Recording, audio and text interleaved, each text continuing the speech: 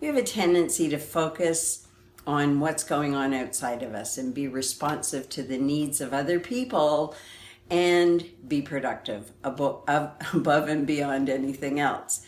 But what I'm going to ask you to do is spend some time with yourself. That is difficult because the first thing that we do when we sit down and be with ourselves is we start thinking about all of those things that we still have to do and why they're so much more important than spending time with ourselves.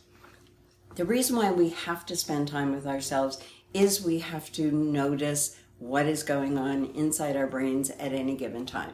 We have to notice our thoughts, because if we're looking at developing a real support system inside of us, we have to be thinking thoughts that are more supportive than things like, I'm fat, I have wrinkles, oh my God, my hair's out of place, what will people think? In my generation, what will people think was a thing. In this generation, it's not supposed to be, and yet it still is. So today's tip is about noticing your thoughts and keeping a journal. I want you to think of thoughts and sorting them into thoughts that are helpful and thoughts that are unhelpful, and make a list of all of those unhelpful thoughts that you are thinking on an ongoing basis. Do you give yourself a pep talk when you go into that meeting to present?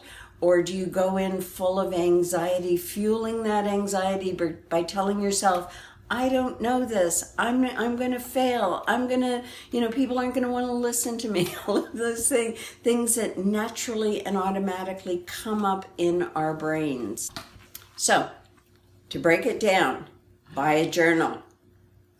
Every day, write in your journal.